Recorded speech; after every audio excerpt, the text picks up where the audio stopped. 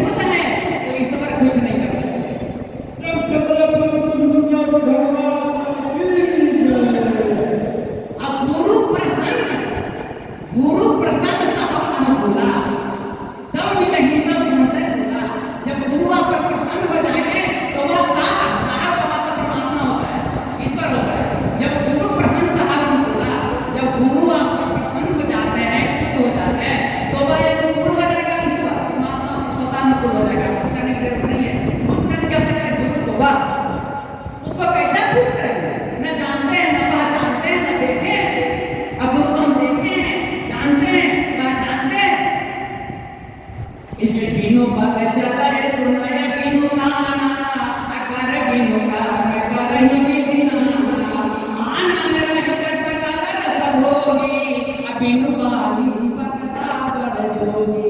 हाथ नहीं है लेकिन सब कुछ करता है, पैर नहीं है सभी जगह जाता है, कान नहीं है लेकिन सभी का सुनता है, पैर नहीं है लेकिन सभी जगह जाता है।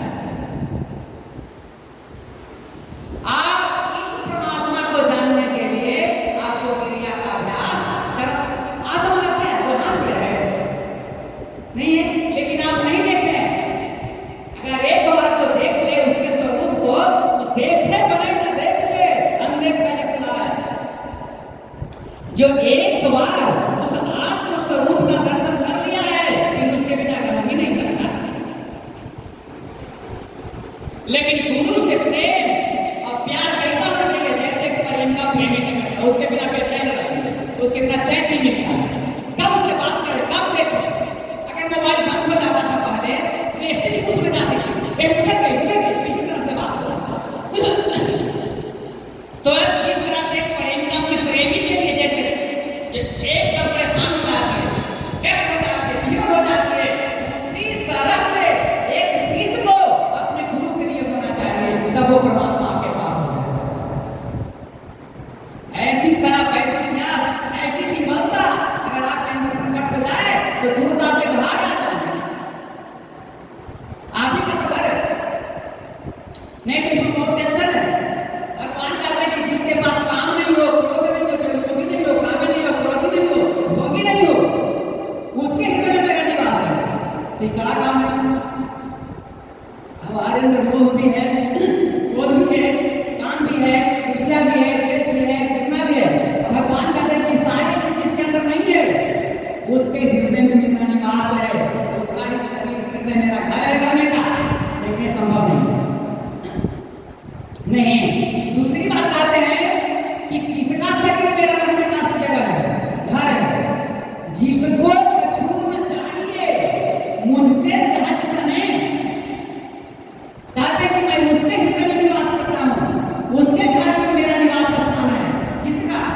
जो आज तक मुझसे कुछ नहीं मांगा है, जिसको कछु न चाहिए मुझसे सहज सने, केवल मुझसे प्रेम करता है, केवल मुझसे प्यार करता है, उसका जो हृदय है मेरे रहने का घर है, मकान है, दूसरा नहीं।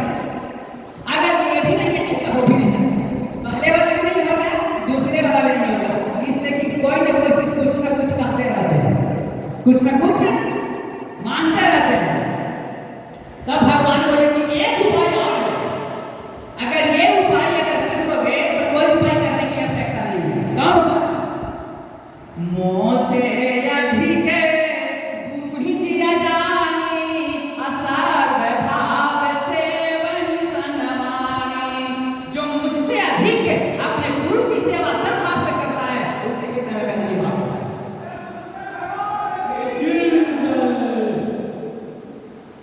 तो सबसे बड़ी बात यह है गुरु की सेवा।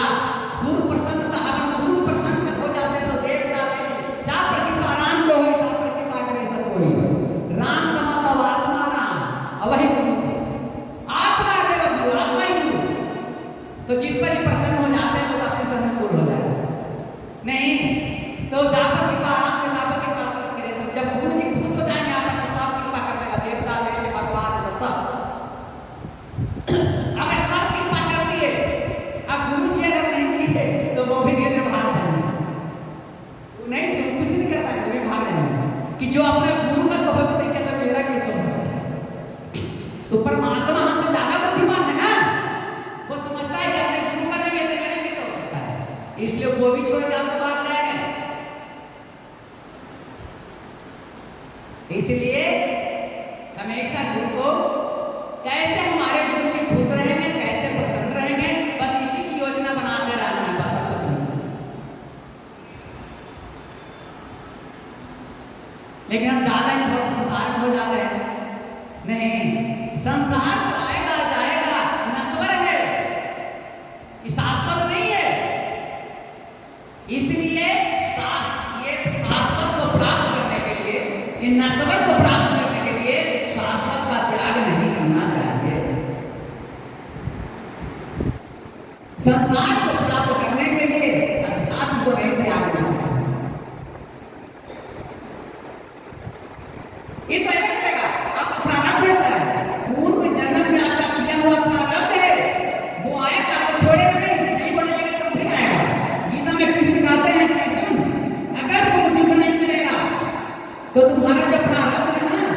जबरदस्ती घूमने लगा तो कुछ नहीं कर पाए। इसलिए आपका जो प्रारब्ध है, पूर्व जन्मों का जो संस्कार है, प्रारब्ध है, उसके अनुसार सारी व्यवस्था संसार में आपके लिए कर दी पहले। आपके जन्म के पहले व्यवस्था कर दी गई है। यह व्यक्ति कब क्या करेगा, कहाँ जाएगा, सब व्यवस्था पहले से। हम नहीं जानते हैं तो लगता है कि डाक में है, लेकिन सारी व्यवस्था पहले से हो चुकी है। हम तो केवल माध्यम है, बस चलते रहना है, चलते रहना है। लेकिन गुरु को साथ लेके चलना है।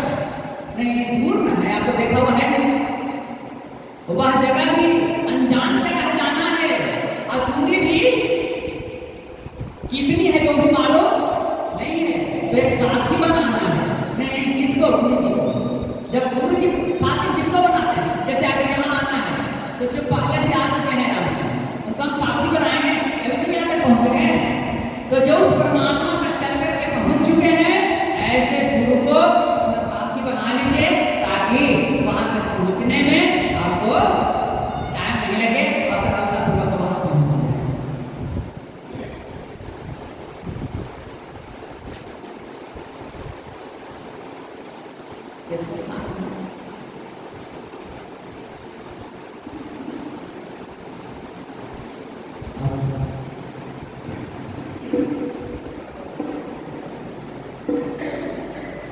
जैसे थोड़ा सा बात हो जाए, यह मुख हमेशा पवित्र होता है, मुख हमेशा अपवित्र होता है।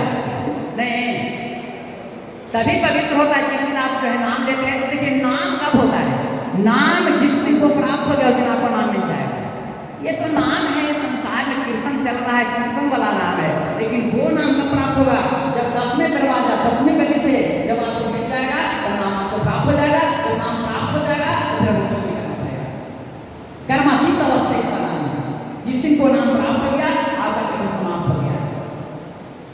इसलिए साइड में प्रेम से गाएंगे क्या, गोपाल चले आओ, गोविंद चले आओ, गोपाल चले आओ, गोविंद चले आओ।